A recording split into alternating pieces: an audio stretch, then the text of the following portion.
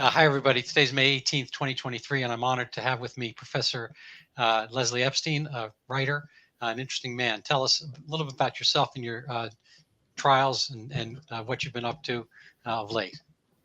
It's all a trial. Well, I'm a Hollywood brat. I lived the first 18 years of my life in Los Angeles.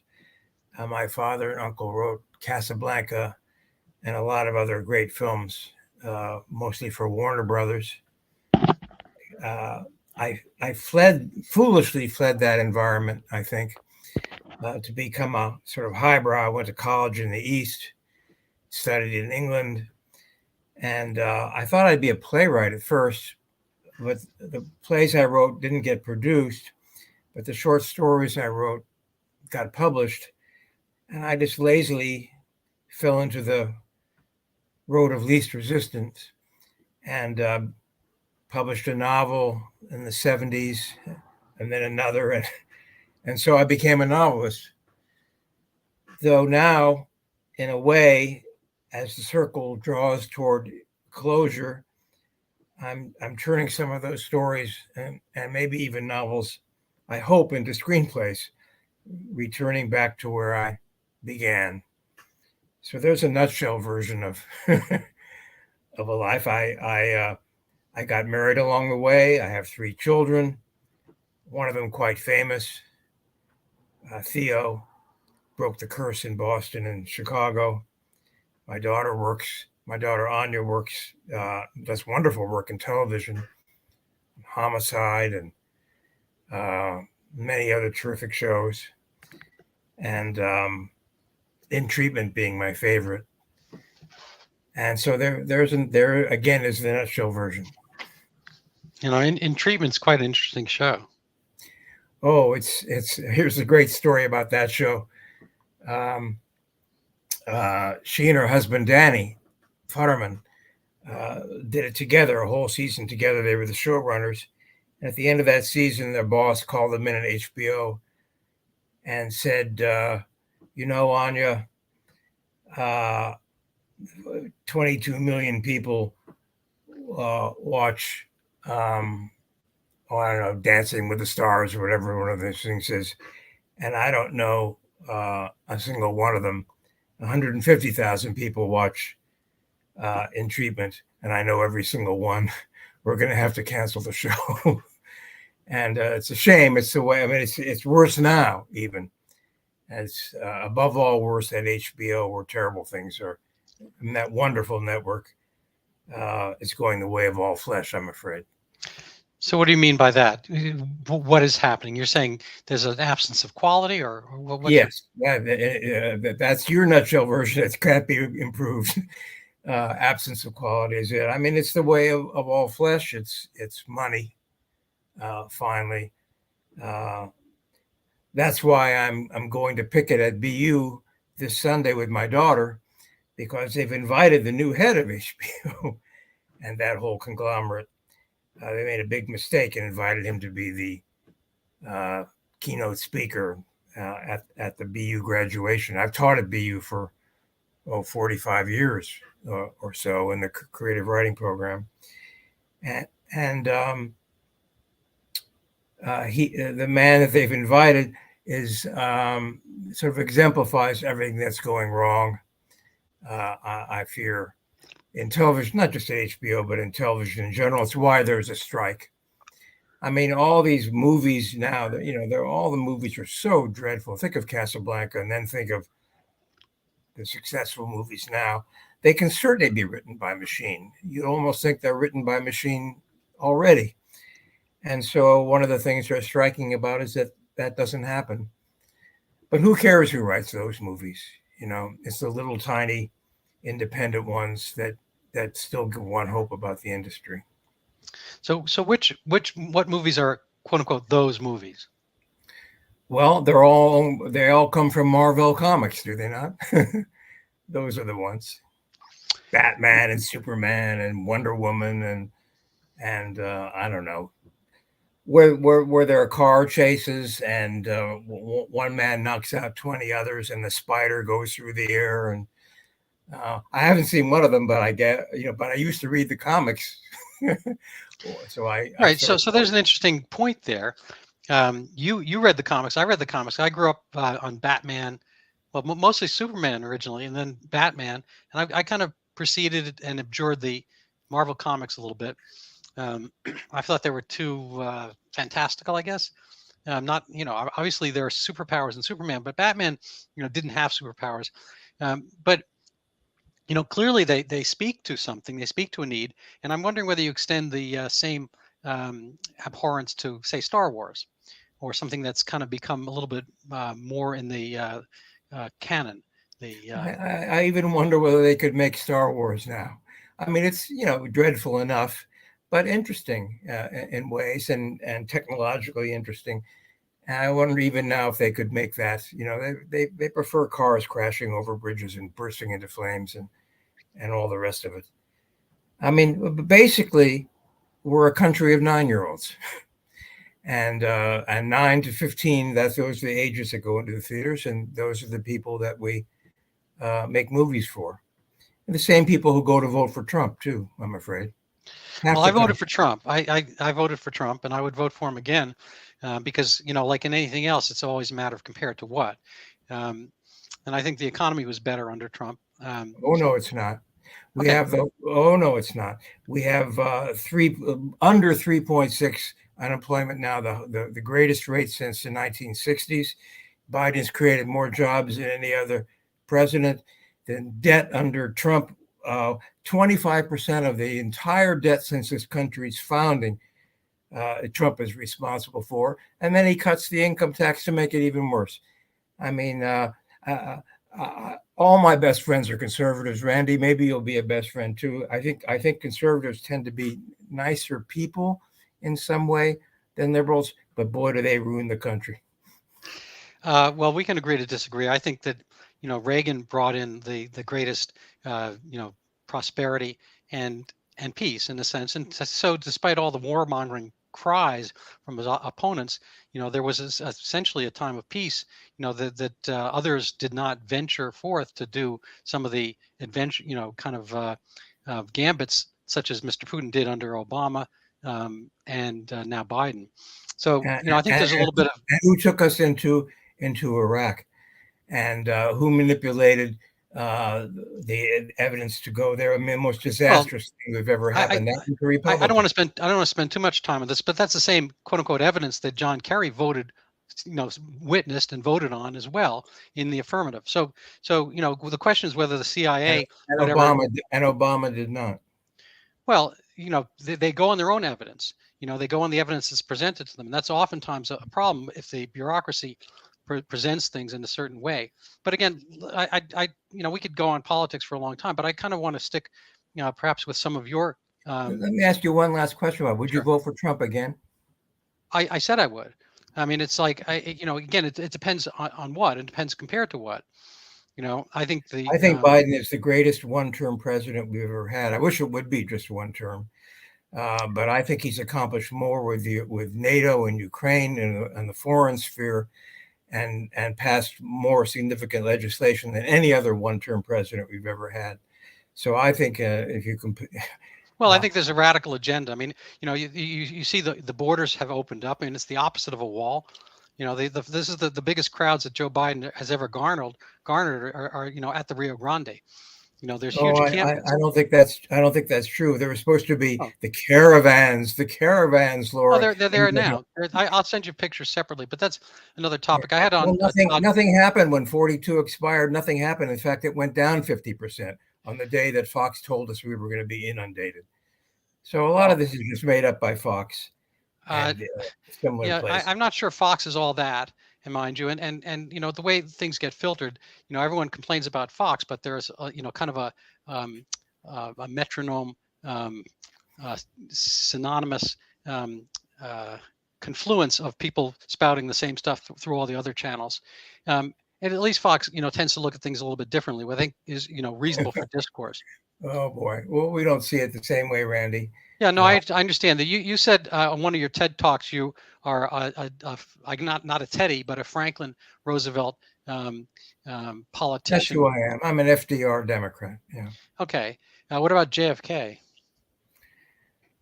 JFK, I mean, if he'd been allowed to live, might have ended up a great president. He wasn't a great president, and was all cut short. Vietnam, of course, in retrospect, it turns out that though there are those who say he would have gotten us out of Vietnam. No, we can't know. So it's not fair to make a judgment on JFK. But I think FDR was the greatest president of my lifetime, and probably the second greatest president we ever had. And what is it about FDR that you liked? The way he met the needs of the country at that time, a terrible depression. The way he established what I think of as the best form of government, which is sort of a combination of capitalism and socialism that the Scandinavian countries have evolved. I think that's probably the best way to govern a country. And he took us into Social Security and all kinds of programs that established something like a welfare state in America that the Republicans have been running against ever since, and now are succeeding in undoing. Well, I think a certain amount gets undone by itself. I mean, it's not necessarily sustainable. Social Security is neither social nor secure, and I imagine you don't live on it. And I don't really recommend anybody to live it on, because even if it were, enough to pay your needs, it's not necessarily secure, because it won't last. That, I think, is it'll last. All you got to do is raise the cap, $147,000, and you have millionaires paying a tiny pittance that others are paying a huge amount for in their payroll. Just raise that tax and it'll be secure. Well, so now you've taken it away from being Social Security as a pension to being a tax. So that's a different concept. That's a bait and switch. I mean, the concept there was that every one of us pays into it now. No, I understand, but Al Gore famously had his lockbox. So the idea is that the government is administering a pension fund. And then, because you don't have the wherewithal, the brains, or consistency to put into it, so they're going to take it out and put it into that. But you would have done much better if you actually totaled the amount you put in. I was kind of a wage slave. I was a salary guy. I worked for myself, but I paid myself a salary. And if you actually factor in I actually did this. I made a spreadsheet of the money I put in, and it turns out in retrospect and in the aggregate, I would have earned the money I'm getting now. Couple $1,000 a month, like $2,000 a month or something like that. If the money I put in, that basically is accruing at like 1% interest for the duration for the previous 30, 40 years that I put in. So it's a piss poor scheme, and really what it is, it's a kind of a transfer mechanism. So it was always misrepresented, and it was never really the pension plan. Randy, I couldn't disagree more. I think there are tens of millions of people who, without Social Security, would simply die in poverty and starve in poverty. And so we'll have to agree to disagree. Yeah, again, I think the model is Denmark, Norway, Sweden. They figured it out. Well, they also moved away from it. Sweden moved away from their socialist system some time ago, like 25 years ago. Anyway, so I'd like to kind of get some of the, I have been reading your book, King of the Jews. I think it's from 1990s, 94 or something like that. No, 78. Oh, I apologize. I'm sorry. It's a paper. The paperback misled you. It came out in 79. 1979. So let's maybe go to the literary vein here. What were your motivations for that? And maybe you can just, for the listener, the viewers who haven't read it, give the kind of overview. Well, I was studying in England, and I came across a book called The Final Solution by a British historian named Gerald Reitlinger. And there was one paragraph or two paragraphs in his history of the Holocaust that talked about the Lodz ghetto in Poland. 200,000 Jews were shoved into a space designed for only a few thousand. And the man who led that ghetto, a Jew named Rumkowski, was a fabulous and terrible figure. Long mane of white hair and a black cloak. He rode around in a carriage behind white horses. He put his picture on stamps to mail nowhere, on money to buy nothing. And he lorded it over his kingdom of the Jews. And when asked by the Germans to hand over people, he did it. And I don't blame him for that. He had to do it. Every Jewish leader did it. But he did it without enough pain. I won't say with pleasure, but without enough pain. And that intrigued me. The Holocaust, it seems to me, is maybe the most important thing. And of course, I'm Jewish and biased, but I think we learn more about human nature and governments and people in general from that than almost any other event in history. And it runs through all my work. And some years later, when I got back to this country, I dog-eared that page in that book. And I thought, it's an incredible story, and I want to tell it. And so I did. Yeah. So I read the book that I just had up on the screen a second ago, the Chronicles of the Loge Ghetto. Sometime, I think this came out in the 80s. And it's after my book, I wish I'd been able to read it. Yeah, and it's very how would you put it? It's not deadpan. It's literally just chronicles.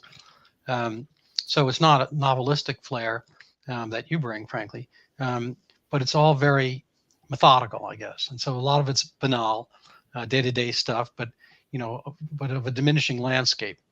And it's heart-wrenching because there's never enough there, and the letters that people write, are give their names and names of their children and so forth. I'm wondering, I remember the Chaim Rumkowski quote, "Give up your children." Do you remember that quote? Yeah, it's in my book. More or less, it's in my book. He said, he said a lot of things, but he knew that if he didn't hand over the children, the Germans would take them, and in the cruelest possible way, and they would give him a quota of 500, and they would take 5,000, and so he did it. But he did it with he handed over the children of his political enemies, for example, and so he was a tragic figure without question. But he was no hero. And, there were 200,000 Jews in the ghetto. Between 600 and 800 survived. And if you ask them, or they're all gone now, but after the war, in fact, there are stories that in Auschwitz, where they all ended up, they fell upon Rumkowski and tore him apart. That may not be true, but it does express how they felt about him. They felt betrayed by him. Now, Chaim Rumkowski, he did not have children. I believe he ran an orphanage or something like that. Yes, and he was a doctor. He was a doctor. He was a physician too? Yes. I don't recall that. So your physician is kind of a dandy, I guess, or a wag, or how, maybe you can characterize him for us a little bit, and how you arrived on the character, and how did you decide to phrase and frame it? I don't see him as a wag or a dandy at all. I see him more tyrannical, a figure of tremendous charisma and power and force, but deeply corrupted somehow. I mean, what did he do wrong? Let me tell you a very brief story from the Talmud. Right, it does tell us what went wrong there. If you're walking through a forest and you're starving to death, and on the point of death, and you come across a bird's nest, and there are 3 eggs in it, Randy, may you eat those eggs? And the Talmud says, yes, you may, but first you have to throw a stone into the nearby bushes to distract the mother bird, so it doesn't go through the pain of seeing you eat her children. Right? Well, Trumpelman ate those children, but he didn't throw a stone. And that's why, on the whole, the book and history, I think, condemn him. We understand the pressures we were under, as all ghetto leaders were under. But he was the worst in many ways, I think. And of course, I'm a follower of Hannah Arendt, and it's one of the reasons the book was so controversial, because this is a book who, it wasn't just Trumpelman, I called as the name for Rumkowski. It wasn't just Rumkowski. The whole Judenrat setup did the Germans work for them. And as Arendt points out, if the Jews weren't forced into that degree of collaboration, if they had just had enough historical imagination to say, run, boys, run, at the very beginning of the ghettos, she said there would have been pain and suffering and death aplenty, but nothing like what actually happened because of the degree of collaboration that occurred. Now, if you say that in Jewish circles, you're going to be condemned by half. You never get more than half a number of Jews to agree on anything, but you'll be condemned by half, as I and my book were. But I think Hannah Arendt was largely right when she says that. Well, I think it's easy. It's easy. Everybody today is anti-slavery, and everyone thinks they would have been running around in, the early 1800s, with John Brown and the abolitionists and so forth. But you're right. But in point of fact, people live. Speaking of banal, they live, banal lives because. And speaking of Marvel movies, in a way, people live within an arc that is much more relevant to their own selves. They can't be heroes. They can't be far off what we might call today the grid, because the grid is how they are fed. Some guy delivers me packages. He gets food. Some other guy might do somebody's nails. She gets food. Those things are not directly related in the production of food. So we all have to be part of, a machine, in the sense that helps us get the things we need, not just food, but shelter and warmth and transportation, all that kind of stuff. So everybody's part of we're all cogs. We can't all be supermen or heroes per se. So I think, the part about the Marvel comics, and I think you and I both, enjoyed comics as children, is that it imbues you with this heroic sense. In the context of the Holocaust and people being rounded up, there was a news blackout, and we see these news blackouts currently. Even something as a parent, I know is going to inflame you a little bit, but Hunter Biden's laptop, was it real? Did people think it was real at the time? Well, people say this, people say that, and so a good fraction of the populace went along with the fact that uncovering or recovery of Biden's laptop, Hunter Biden's laptop, was not real. And so people, for whatever reason, they're willing to lull and gull themselves into a situation of comfortable knowledge. And those things might be oxymoronic. Let me tell you where I think you and I might agree, Randy, on this subject. You said people think that they would be heroic and they would be with John Brown, and you and I both know they would not. And I don't even know about myself. If I were asked to hide Jews in Poland, would I do so? I have no idea. I hope I would. So I am not someone. I mean, I do not like cancel culture on the right or the left. They seem to me about equal in their. Well, it doesn't happen in their Puritanism, so I'm Thomas Jefferson, I think he was a great man, and flawed, like all men are flawed. And so the idea of canceling him or changing the names of universities, Woodrow Wilson College and Princeton and so forth, I think that's all a kind of American Puritanism on the left. Yes. Now being equaled on the right, of course, where there are all their book bannings and the rest. Well, and I'm against all of it. So there we might agree. We might agree about that. No, I just think I agree with you. I agree with you agreeing with me to a point, but there's a little bit of petitio principe there. There's a begging the question. It's not book banning when Ron DeSantis put up one of the books that supposedly he was quote unquote banning, and he had it up on television, and the TV cut him off, saying you can't show images like that on TV. It's like, well, you want, they were pornographic, and they were about, I didn't even want to talk about the fetishes because they're ones I haven't even Well, thought of. there's nothing pornographic about Beloved by Toni Morrison, which is banned in the Florida schools. There's nothing Well, pornographic I think about. what we're talking about mostly is things that have to do with fetishistic aspects for children, and whether one is into those things or not. I don't think school is a place. I think STEM, and a few other subjects are way behind. And in Chicago, I think it's like 2 or 3% of the student body across the city is up to grade level in math at any given moment throughout the high schools and elementary schools. And these are schools that have somewhat abandoned the Horace Mannical concept of getting people annealed, alloyed, bringing them, the immigrants and whatnot up to snuff, so they could read your books, say, understand your books. And I kind of get back to the concept of Marvel comics versus, say, high literature. I listened to your TED talk, and you mentioned the literature that people should read.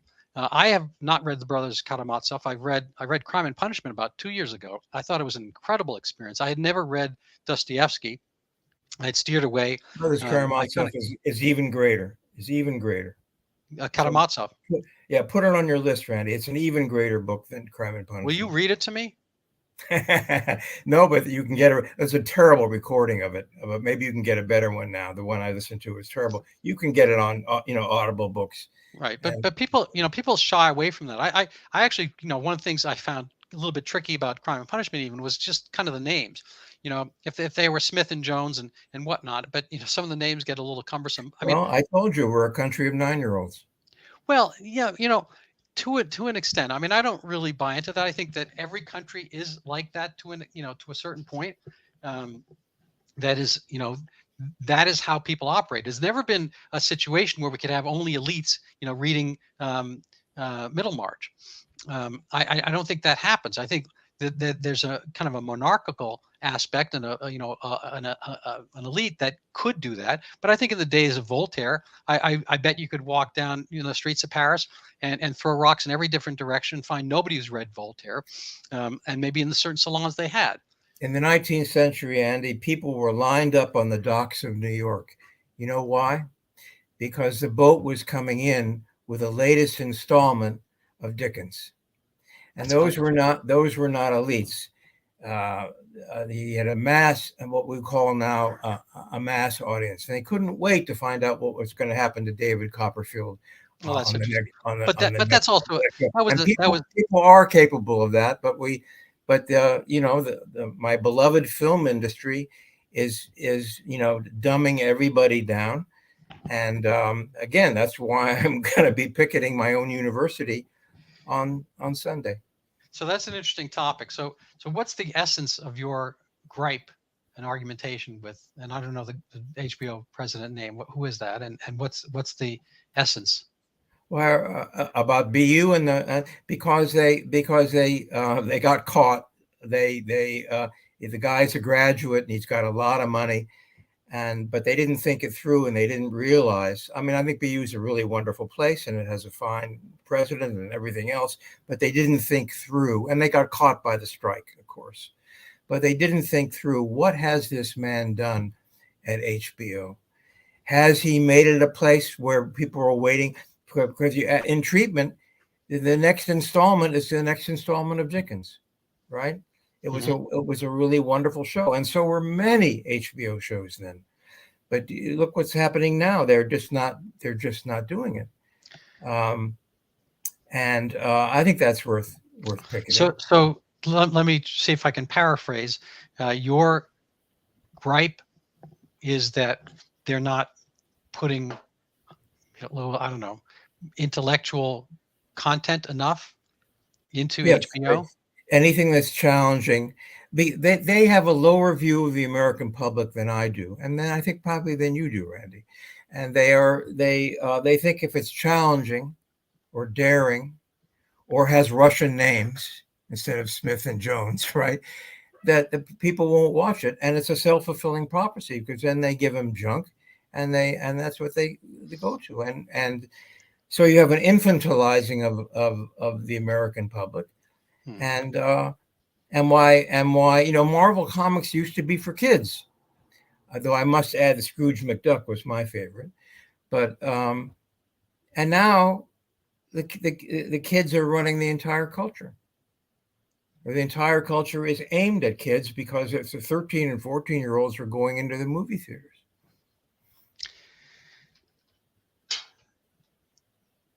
So with your children, what was their fare? They had to read a minute of out of a book for every minute they watched television. So they would pretend to read, and then they would watch television. But they read their Dostoevsky when they were young. And you mentioned Middlemarch, which is probably the greatest novel in the English language.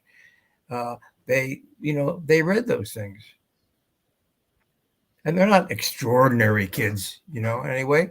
I think that almost all children could enjoy that if the expectation of their parents and they themselves. Okay, so do you think they would enjoy Ulysses then? No, I don't enjoy Ulysses, parts of Ulysses, but parts of it, the parts with when Bloom is on stage, it's wonderful. Mm-hmm. And when the young Joyce himself was on stage, it's less wonderful. But they could read Dubliners, which without any problem at all, and it would enhance their feeling for life. Right, but you did recommend Ulysses as one of the 5 must-read books. Because I had to. And remember, it wasn't just the 5 greatest books. It was a 3-way tie so there were really eight books. Right, because I think, I tried Ulysses, and there are chapters within it that are interesting, but I never read the whole thing. We were assigned it's not easy. I actually think it goes beyond not easy. I think it's pointless. No, that isn't true. The figure of Bloom is one of the great characters in all of literature. No, I get it. And if there weren't all these kind of plaything chapters, that it might very well, if it had been the Dubliners, it might very well come across. I actually enjoy. Do you read Mark Halperin? I know who he is. Yeah. Have you read any of his pieces? What is it most? I don't think so. He wrote, the one about a dog. There's one about a dog, I think. I haven't read it, but I know about it. He wrote A Winter's Tale. He wrote what is it? Memo. It's funny because I read he wrote a tale. He has a story, Tales from the Pacific, is a bunch of short stories. Randy, if you'll read Brothers Karamazov, I'll read Mark Halper. All right, no, that's fair enough. I'm not opposed to Brothers Karamazov, and I actually found, I don't know if Dostoevsky wrote in serial as well, but the serial format was for popular consumption. It was there with cliffhangers and a lot of the same tropes that get people interested. So anyway, let me get kind of segue into what comprises a good story. What is it people want? And for your own self, I imagine, and I don't want to impute the wrong things, but I imagine you grew up in relative comfort. Your dad and your uncle were pretty prominent in Hollywood, and I would like to kind of talk about their lives as well and their arc. But let's say you were the kind of the figurative, literal starving artist. Would you calibrate your work to sales? Sell your book and have sales increase? Well, I'm naive enough to think that, as you can tell by implication from what I've said before, that the two are coterminous or can be coterminous. That a great book can sell a lot, and so you write the best book you can, and then hope for the sales, and it sometimes happens. There are occasional great books that though of course I know, Randy, it's an exception. And if you look at the New York Times bestseller list now, week after week after week, there's this woman whose all of her books are on there every single week. But if you go back 50 years and more, to the bestseller list on the New York Times. It was Sinclair Lewis, and it was Hemingway, and it was Fitzgerald, and it was Eudora Welty, and it was a different world. Yeah, but it's also, I've heard this argument that we don't produce great soccer players. I'll try to make a point here. But the fact of the matter is, we have so many other sports from which to choose. There's a lot of stuff going on for a teen or preteen or whatever, and there's gymnastics, there's tennis, there's swimming, there's skating, ice hockey, this, that, and so forth, and baseball and football and lacrosse, and a lot of other things are going on, and a lot of places there's the soccer ball. There's a field and a soccer ball. It's kind of low budget affair, and so people grow up doing soccer. To that same extent, there's a lot of other stuff going on as far as books go, that compete with them. So, people are not sitting and reading the Brothers Karamazov. There's video games. There's a whole avenue and a universe of mental exploration. My kids, quote unquote, don't read. I mean, they're capable of reading. They're good readers, and they read whatever they want to, whenever they want. But they don't pick up novels per se. Their world has been. My younger son is a writer. He's a cartoonist and animator, does screenplays, and he's in Hollywood. And he went to USC film school and all that kind of stuff. So he understands the narrative, the arc of the story, and all that kind of stuff. My other son, reads a lot now. He's studying for the CFA and whatnot. But as far as their own enjoyment, I don't think they run out for a novel. As a matter of fact, I know they don't. And because again, getting back to the soccer analogy, they don't have just soccer. And back to the people waiting on the piers, they might have just had Dickens' cereal to wait for, but it shows the thirst and hunger that people have for a good story, and they can fill that a lot of different ways. And HBO has to compete with Netflix, and Netflix has to compete with, in a sense, video games, and this whole kind of panoply of things by which people can, consume and find their I guess, ethereal, soulful needs met. So there's an interesting aspect there of the story. And what is the story? Why do we have this big reckoning with it? And what is that thirst from? I guess would be a good question. You say a good story, and first of all, you're absolutely right about the panoply of things that are offered to people, right? But a good story can be exciting and thrilling and very successful. It doesn't mean it's necessarily a complex story, a challenging story, a deep story, and that's the difference between writing and literature. And literature challenges. Tolstoy may be the greatest of all, certainly one of my top five.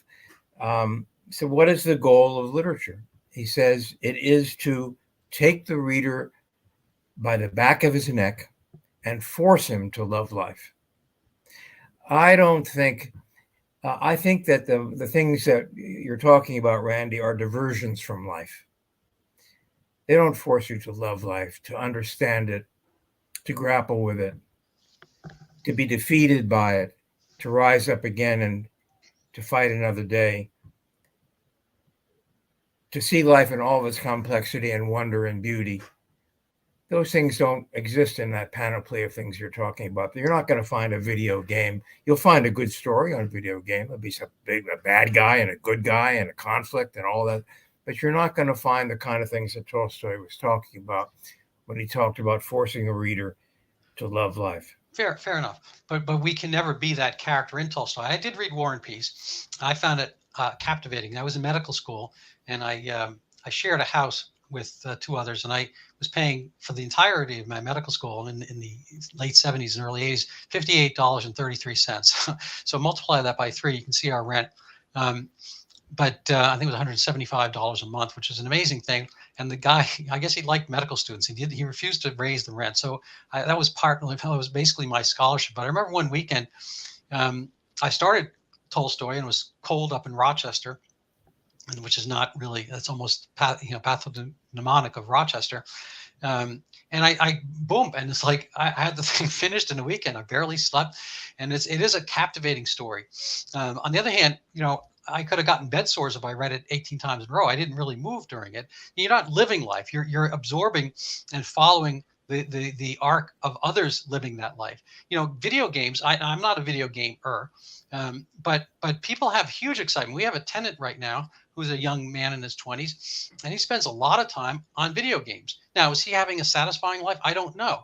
It's one of these matrix kind of questions where people, can kind of take on another life within. Now, am I having that life where I sat and motionless for an entire weekend when I should have been maybe studying medicine? I'll prove to you. I'll prove to you that you were, Randy. What is it? 30 years ago, and you remember where you were, and you remember everything about reading that book. No one's going to remember 30 years later or 2 days later what they were doing when they were watching a video game. So it was it became part of your life. It became a memorable event in your life. That's another good definition of what literature is. That we read a book, it becomes a memorable event, a life-changing event. And here you are 30 years later, reliving in a way, lying in that bed when you're in medical school and reading that book. I rest my case. Well, thank you. I appreciate that thought. Now, let me ask you, let's kind of go down history lane. I think one of your books is A Hill of Beans, and maybe you could talk about what brought you to write that, a little bit about your famous relatives. I think they were twins, are they not? Identical twins. And I'm sure you get asked a lot, but I'll go for it. How did they get involved in Casablanca, and how did the story come out? How does that relate to stories we have today? Well, Julie and Phil were Warner Brothers contract writers. And in 1941, Warner Brothers bought the script of an unproduced play called Everybody Comes to Rick's. And they were chosen to write the screenplay. And Warner Brothers then was a factory. They would turn out 50 films, a film a week. And so they churned out with a lot of difficulty that film. I mean, there are a lot of famous stories about it. They never knew how it would end. Julie and Phil were riding down Sunset Boulevard, and at the corner of Beverly Glen and Sunset, while they're waiting at the light, they turn to each other as identical twins, and only identical twins can do, and said, "Round up the usual suspects." And somehow they had the answer to Casablanca. And they wrote many, Arsenic and Old Lace, and Man Who Came to Dinner, lots of really. I love Arsenic and Old Lace. That was a great movie. Yeah, well, that's theirs. I remember where I was when I watched that too, by the way. Well, there you go. There you go.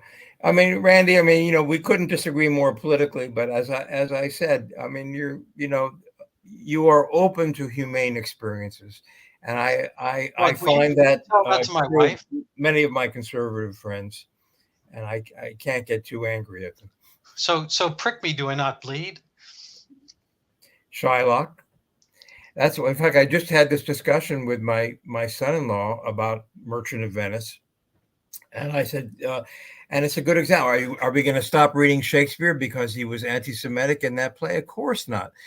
And I don't think he was anti-Semitic. I think when you have Shylock saying, "If you prick us, do we not bleed," was an incredible, humane, and understanding statement of common humanity that Shakespeare did not draw a magic circle from which Jews were excluded. He included them in.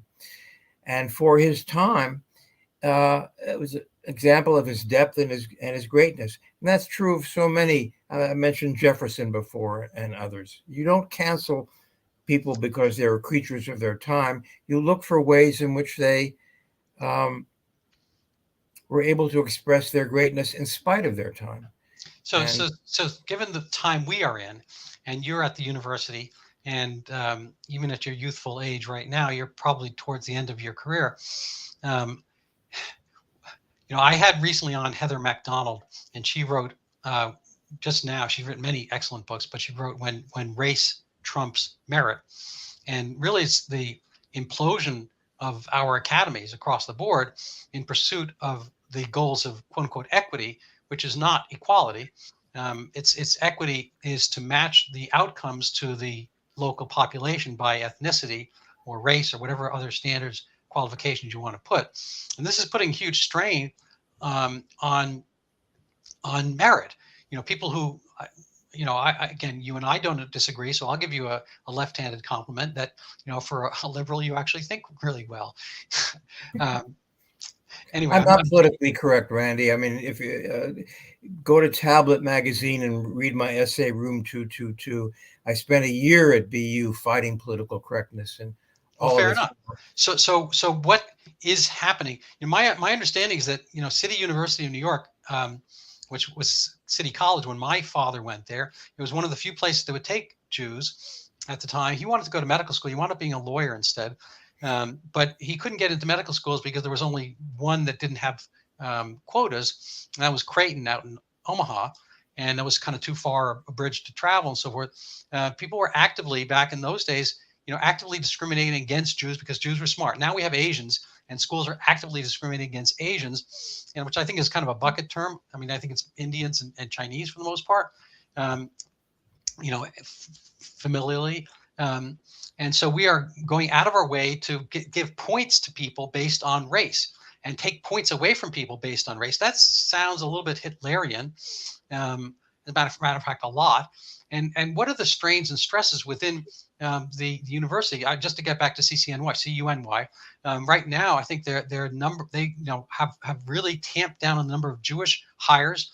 They're basically trying to kind of accrete out the number of Jewish professors. They're not hiring any.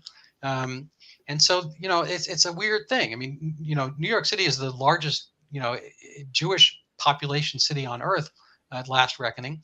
And, to kind of cancel out Jews, I understand. I don't think it's happening quite the way. It may be the effect, but it's not the cause, Randy. I taught at City University myself at 13 years at Queens College. It's a kind of wonderful place. And certainly City College produced more PhDs than any other college. And many of them were Jewish, of course. It's a very complex and not easily solved problem. I would not want to be in a university where 80% of the people were Jews. And I wouldn't want to be or Asians or blacks or anyone else. There is part of one's education is exposure to life as it really is. And the universities, the best of them, I think, are trying to find ways, using as much merit as they can, but occasionally giving points, as you say, to trying to diversify their student body. And yes, Asians are hurt by that, and maybe Jews are hurt by that, but a little hurt may be acceptable if there's a big benefit for others who would be excluded. And my experience is, I mean, my finest undergraduate writer last year, and now he's going to be in our graduate program, was a black man, actually from Nigeria, a theology student. And I've had other wonderful black students who, given a chance, discover their depths of resources in themselves. It's not an easily solved problem. I think it depends. I mean, Michael Gerson, the speechwriter, wrote, warned against the soft bigotry of low expectations. You mentioned Nigerians. Nigerians get categorized under the affirmative action categories because they happen to coincide with the skin color of American blacks. Their experiences are vastly different. They come as immigrants, and they come from probably a higher merchant class than American black inner city blacks are lately, not necessarily historically forever. And so Nigerians actually, as a group, do better than whites do economically right now. They come, they have that immigrant thing, the same as Cambodians and whatnot. I mean, people, Cambodia, they had they had a genocide of sorts, and whether it's categorized as genocide, then with kind of an intellectual aside. And a political aside, the killing based on class and intellectual capabilities and leanings and whatnot. And they can't come to a place where they don't even speak the language, they don't use the same handwriting, and they wind up valedictorians, all throughout the Boston area. If you look at the roles, it's Vietnamese and Cambodian during, times I was paying attention to that, the 90s and the noughts. And so people can come and succeed even without the language skills. What's happening with American blacks inner city is kind of a cultural breakdown. And blacks who have two-parent household families and parents who work and paying attention, so forth, do just as well as whites. It's not a white and black issue, and certainly blacks can be competent, capable as anybody else. I think it's a matter of nurturing and what's going on in the household, whether they're getting that 1 minute of reading, even if it's a sop and a fakery, even that encouragement to read when there's nobody at home to do that. Yeah, but Randy, you don't want to ignore the fact, and I know how right wingers object to this, but there is racism in American society. It's all over the place, and in some ways stronger now than it's been in a long time. And so it is partly what you say, a cultural phenomenon, the absent parent and so forth. The other half of it is obstacles that no one else in this country has to face. Well, So I'm not going to disagree that things have been difficult at times, but I had on Charles Love. This time is one of the worst times because you have what's going on in the Republican I'm Party. going to send you my interview with Charles Love from about 3 or 4 weeks ago. We're going to have to end shortly. This has been fascinating. I could go on another hour, but I can't. And more fun when people disagree, isn't it? Well, fair enough. No, I love it. You didn't have as much fun with Heather McDonald because Ben you agree with Stein's her. father. Speaking of famous fathers, Ben Stein's father, Herb Stein, said that which can't go on won't, and so we can't. And a lot of other things can't. So I kind of want to end. Let's see if I can find it. I want to end with a little promo for my own book. Let's see, where is it here? So I'm just going to put this up briefly and then try to end in a second or two.